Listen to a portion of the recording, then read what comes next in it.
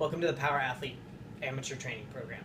This program was designed for those athletes that have never spent any time under their bar, or for athletes that have spent a considerable amount of time exercising or participating in sports, but not within a science-based, dynamic movement, barbell-oriented strength and conditioning program. If you fall into one of those windows, the amateur program is for you. The amateur program is based on 4 days of lifting, along with 3 days of rest. It is based on the SAID principle, specific adaptations to impose demands. We're going to put specific demands on your body through these compound barbell movements to drive adaptation to make you bigger, stronger, faster, more explosive. All of this is done with accelerated adaptation. We're going to do this and apply all of these forces to drive the biggest adaptation in the quickest amount of time. How do we do this? We do this by lifting on Monday, Tuesday, Thursday, Friday. On the first day, we're going to come in, we're going to warm up our athletes, we're going to get them through some movement preparation, and then we're going to attack any limiting factors that they have. While doing this, we're going to see where they fall within their back squat and where they fall within their strict press. We want them to move a weight 5 times that is considerably heavy. Considered heavy means that it is obtainable, yet difficult. We want nothing to be near a rep maximum on the first day, because as we drive through this, we need to add weight every single time. If a rep max is on the horizon, we're going to fail sooner and therefore not drive the adaptation that we want. So we get a weight that is obtainable and we knock it out for 3 sets of 5 straight across. After we've done our warm-ups and our movement preparation, we start moving the barbell in the path that we need it. We get to that weight, we knock out 3 sets of 5. On the back squat, let's say we got 150 pounds. We do the exact same thing for strict press. Let's say they get 65 pounds. We're going to move on to Tuesday. Again, bring the athlete in, warm them up, go through movement preparations, attack limiting factors, get to the deadlift. Here we're only going to pull 1 set of 5 repetitions. When they do this, let's say they pull 200 pounds. Fantastic. Their next lift is going to be 3 max rep sets of pull-ups. Strict pull-ups. Let's say they get 15 total. What we're driving for is for them to come back the next week and add 1 rep to each set, or 1 rep total, as long as these numbers are going up. Wednesday we're going to rest. Thursday we're going to come right back and back squat 3 by 5, except this time we're going to add 5 pounds. This goes from 150 to 155. The bench press we're going to introduce, and they're going to knock out 3 sets of 5 again after getting warm and finding a heavy weight. Let's say they get 100 pounds. We're going to move on to Friday, move to the power clean. This is where we're going to see the first change in our rep scheme. We're going to go instead of 3 sets of 5, but to 5 sets of 3. We're still getting our 15 reps, but we're doing it in a different way because now we've gone to an open kinetic chain movement, something that's more dynamic, something that is actually going to apply the strength that we've built through the week into a movement that's a little bit more conducive to what we will see on our sports fields. The 3 will come down to rep schemes, which we will discuss in a little bit. But we're going to knock out 5 sets of 3, and let's say they get 150 pounds on this as well. We will then do 3 sets of max reps chin-ups. Instead of being overhand, we'll be underhand, pull again. What we're looking for is a number that we can add to the next time. Again, driving this number up every time. Let's say they get 15 here as well. You're going to rest Saturday and Sunday. This is built to be your competition day on Sunday. You go through your week, you have ample rest in the middle, ample rest at the end, competition there. If you compete on a different day of the week, just move this Sunday template to that day, and everything else will fall in line. When we come back for week 2, on the first day, we're going to back squat again. And again, we're going to add 5 pounds. Now this 150 from the first week is 160. We're going to add 2.5 pounds to our press. So now we'll be at 67.5. We're going to come back Tuesday with the deadlift. We're going to add 10 pounds to it. Pull 1 set of 5 at 210. Pull 3 times max reps of pull-ups. Again, add a rep.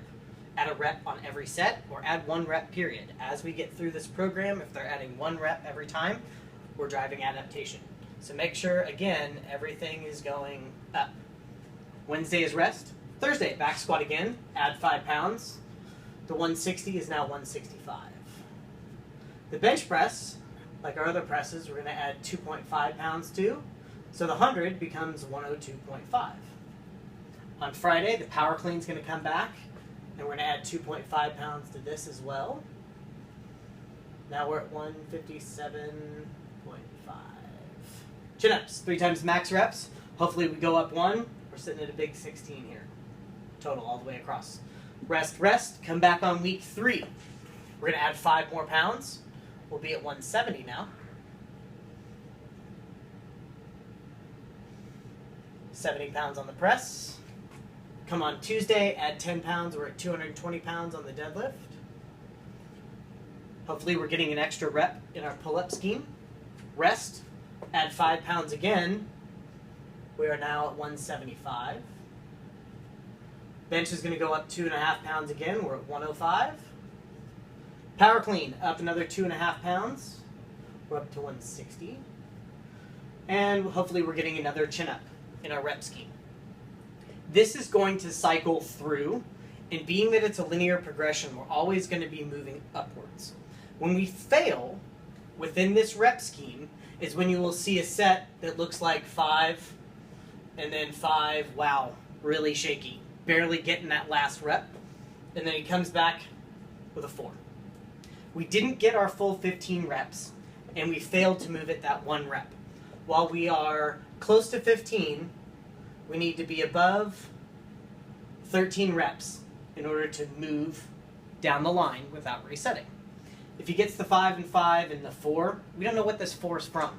It could be from lack of recuperation. It could be poor nutrition, poor sleep. It could be environmental factors. It could be social factors. It could be issues at home. Anything that detracts from being fully focused and pulling these 15 reps is something that we're going to look for. If we can figure that out and he comes back, instead of pulling his 175, we're going to move the 175 to the next day. I'm sorry, the 180. We're going to move the 180 again to this day, and he can try it again. If he doesn't get it, he comes back and he's got the 5, and then a 5, and then 3. Still didn't complete the rep. What we're going to do is we're going to reset just this lift. So he failed at the back squat. So what we're going to do is we're going to take that back squat and move it backwards by 3 weeks. So if he failed at 180, but he got the 175, we're going to go from 175 back 3 weeks, so 30 pounds, we're going to get to 145. When that happens, actually we started at 150, so that can't be right. 150, we're going to reset to that. Moving 3 weeks back.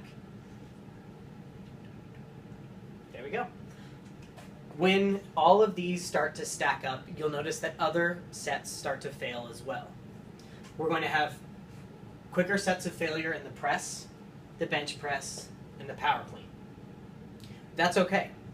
We keep riding this system out, keep doing the resets, and keep adding weight to all of our other lifts until we have failed 3 times with the squat and 3 times with the deadlift. If we've squatted and failed 5 times, and yet we're only at 2 on the deadlift, then we can keep pushing it forward.